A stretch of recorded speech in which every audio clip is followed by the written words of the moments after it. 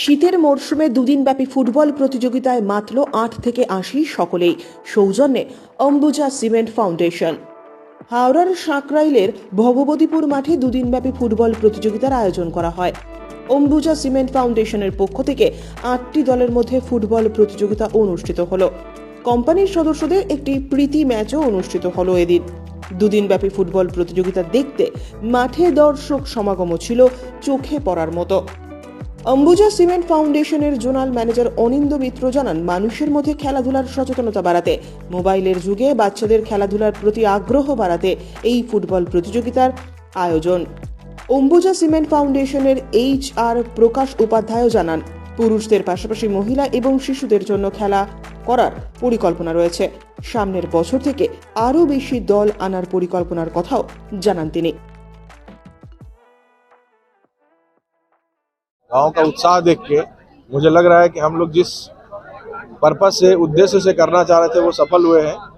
और हर साल की तरह इस बार और भी उत्साह लोगों में है। और जो कुछ बच्चों का, छोटे छोटे बच्चों का जो आप लोगों ने उत्साह देखा वो रियली बहुत ही अद्वितीय है।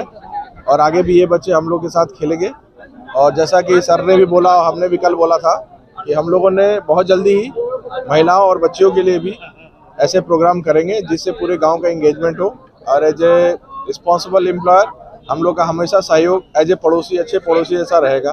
बहुत बहुत धन्यवाद। नेक्स्ट ईयर का टीम बढ़ेगा?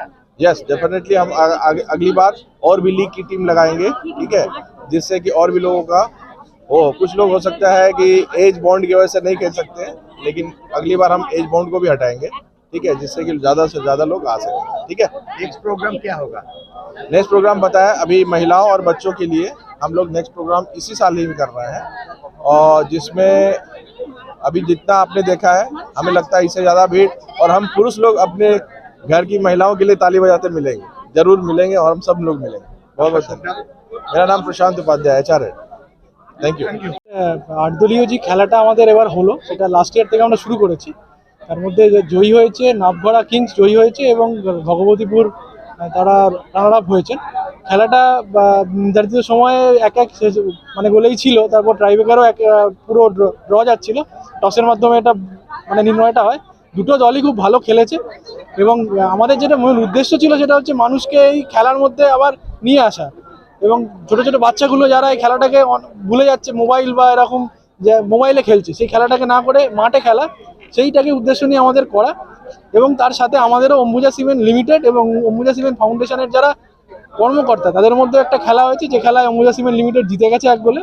কিন্তু আমাদের উদ্দেশ্য যাতে আমরাও খেলাধুলার মধ্যে থাকি, সেটা উদ্দেশ্য নিয়ে খেলাটা রাখা। সর্বোপরি আমাদের এটাই একটা ভালো লাগছে যে এত লোক এসছে, তারা দেখছে, এবং আগামী দিনে আমরা এই টুর্নামেন্টটাকে আরও ভালো করে করতে চাই। এবং এর সাথে এটা আমাদের স্যারেরাও বললেন যে নেক্সট আমাদের টার্গেট যে আমাদের যারা মহিলা, এই গ্রামের মেয়েরা, তাদের জন্য একটা খেলা, ফুটবল হয়তো নয়, তাদের মতো খেলা, সেই খেলাগুলো আমরা করাবো, যাতে মেয়েদের পার্টিসিপেশনটাও বাড়ে। কারণ সমাজ খালি পুরুষ নয়, মেয়েদেরও একটা সমান অধিকার আছে। সেই অধিকারটা দেখে মেয়েদের এবং যারা অ্যাডোলেসেন্ট গার্ল, তাদের নিয়ে আমরা একটা খেলা করব, এই বছরই করব, এবং সেখানেও আমাদের আশা করি আমরা সফলতা পাবো। সেকেন্ড ইয়ার, দ্বিতীয় বছরে আমরা পড়লাম, এবং লাস্ট ইয়ার আমাদের 8টা টিম ছিল, তার মধ্যে একটি টিম ACL এর ছিল, কিন্তু এবছর 8টা টিমই আমাদের গ্রামের টিম হয়েছে। এবং আশা করছি পরবর্তীকালে যদি এই সফলতা দেখে আমরা হয়তো টিম বাড়াতেও পারি, এবং আরও ভালো করে এটা করার চেষ্টা করব। Anindya Mitra, zonal manager, Ambuja cement foundation. Bureau report, উত্তরের প্রহরী।